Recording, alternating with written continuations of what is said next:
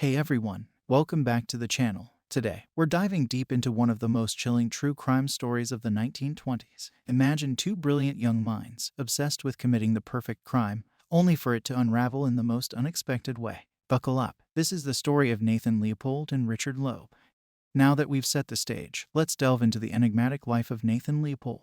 Picture this, a young man, barely out of his teens, already studying law at the prestigious University of Chicago. A prodigy, some would say. But what really lurked behind those intelligent eyes and that seemingly innocent smile? Born into a wealthy and well-respected family, Nathan had all the opportunities in the world laid out before him. His father was a successful entrepreneur, and his mother, a doting parent who saw nothing but promise in her son. They lived in Kenwood, an affluent neighborhood in Chicago, where Nathan attended the best schools money could buy. But even as a child, there were signs that Nathan was different. Exceptionally intelligent, yes, but also eerily detached. He had a fascination with ornithology, the study of birds, and could often be found alone, observing them in their natural habitat.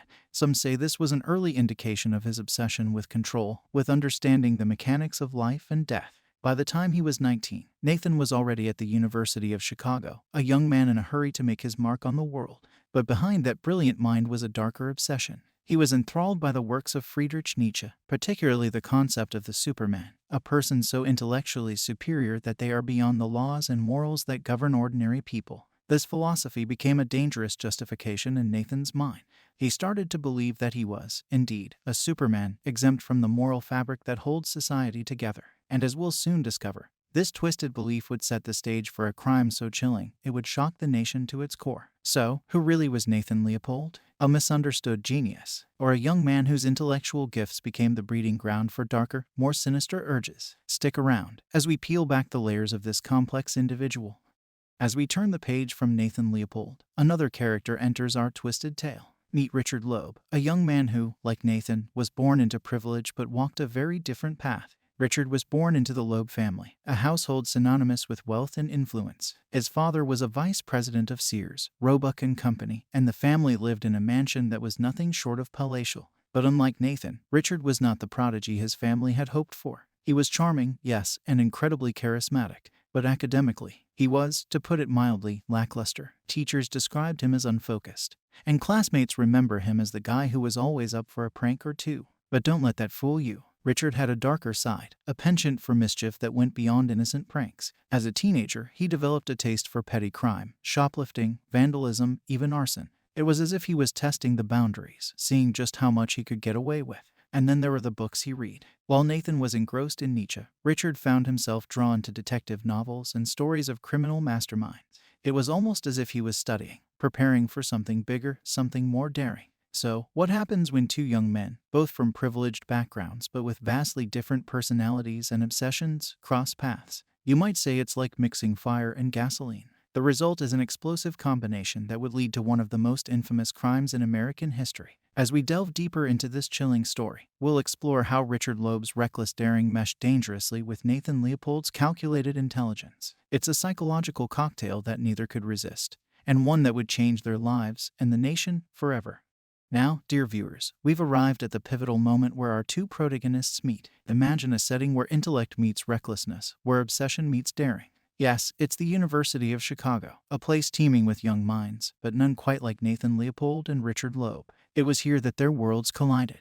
Nathan, the intellectual prodigy, was immediately captivated by Richard's irresistible charm and charisma. He saw in Richard a kind of audacity that he himself lacked but secretly admired. Richard, on the other hand, saw something different in Nathan. Here was someone who was not only fascinated by his daring escapades but also intellectually equipped to plan them. In Nathan, Richard found the perfect accomplice, a willing partner in crime for his darker ambitions. Their friendship was intense, almost magnetic. They were like two pieces of a jigsaw puzzle that shouldn't fit, but did, perfectly. They shared secret codes, read the same books, and even developed their own private language. It was a friendship that transcended the ordinary, venturing into the realm of the extraordinary and the dangerous. But what happens when an intense friendship like this takes a dark turn? When the lines between right and wrong start to blur, and the thrill of the forbidden becomes too intoxicating to resist. Hold on to your seats, because what comes next is a descent into darkness that neither Nathan Leopold nor Richard Loeb, nor the world that watched them, could have ever anticipated.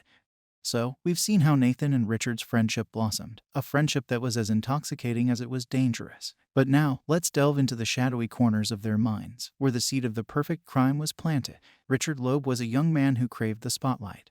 The adrenaline, the sheer thrill of seeing his name in the headlines.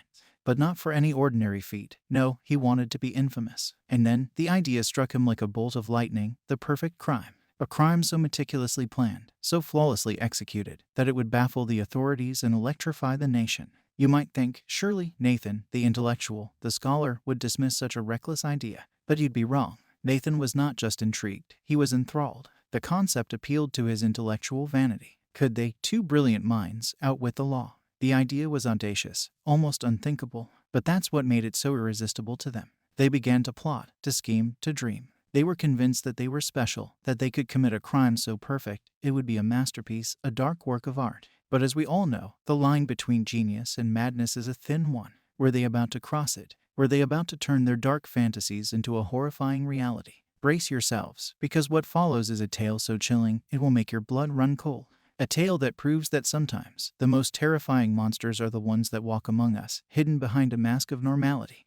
So, we've reached the point of no return. The idea of the perfect crime had taken root in their minds, and now it was time to bring that idea to life. But how do you plan the unthinkable? Nathan and Richard were nothing if not meticulous. They spent months, yes, months, planning every last detail. This wasn't a spur-of-the-moment act of madness. This was calculated, cold, and deeply disturbing. They debated over potential victims, analyzing their routines, their vulnerabilities. It was as if they were studying for the most twisted exam of their lives. Then came the ransom plan. They wanted to make it elaborate, to throw the police off their scent. They even went as far as to draft a ransom note, written in a style that was unlike their own, to avoid detection.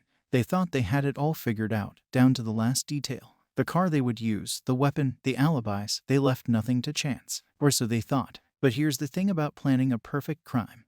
The very act of planning it reveals the cracks in one's soul, the moral lines one is willing to cross. And as they plotted, those cracks widened, not just in their plans, but in their very beings. As the days counted down to the execution of their dark plan, one has to wonder, did they feel any remorse, any second thoughts? Or were they too far gone, lost in the labyrinth of their own twisted minds? Hold on to your seats, because what comes next is the shocking act that would shake a nation to its core. A moment that would forever etch the names Nathan Leopold and Richard Loeb into the annals of criminal history.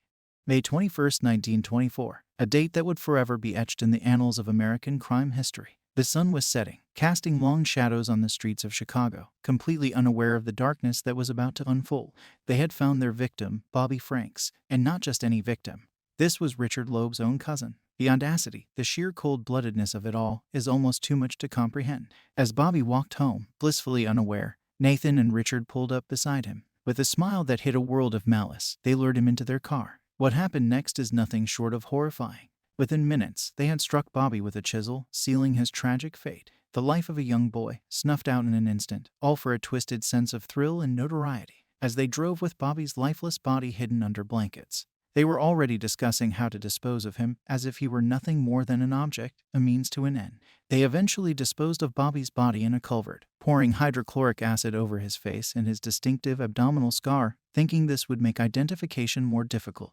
As they drove back, a sense of accomplishment filled the car, mixed with an eerie silence. Had they really done it? Had they committed the perfect crime? But as we all know, there's no such thing as a perfect crime. Mistakes were made. And those mistakes would soon catch up with them, unraveling their web of deceit and exposing the monsters that lurked within.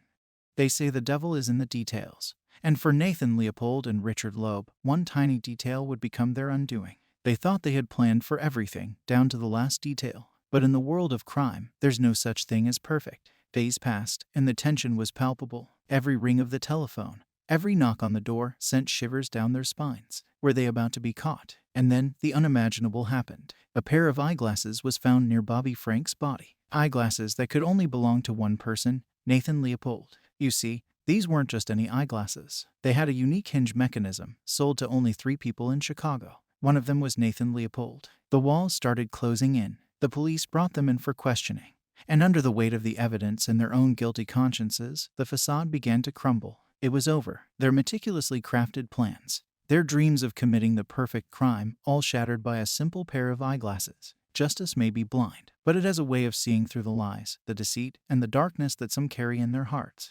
The stage was set, the courtroom packed to the brim. The trial of Leopold and Loeb had become a national sensation, a theater of human drama and moral dilemmas. Enter Clarence Darrow, a legal titan known for his eloquence and fierce opposition to the death penalty. He took on the case, not to prove their innocence, but to save them from the gallows. Darrow's defense was groundbreaking. He delved into the psychology of the two young men, painting a picture of troubled souls led astray by their own intellect and arrogance. The outcome, life imprisonment, instead of the death penalty. It was a moral victory for Darrow, but for Leopold and Loeb, it was a life sentence in a prison of their own making. So, there you have it, the twisted tale of Nathan Leopold and Richard Loeb, a story that shook the nation and left an indelible mark on the American legal system. It's a grim reminder that brilliance and morality are not one and the same, that the pursuit of infamy can lead to a life behind bars, or worse. This story serves as a cautionary tale, a lesson in the limits of human intellect and the boundless capacity for human error. Even a so-called perfect crime is, in the end, far from perfect. Thank you for joining us on this journey through one of the most chilling chapters in American history. Until next time, stay curious, stay vigilant, and always remember, justice has a way of finding its way.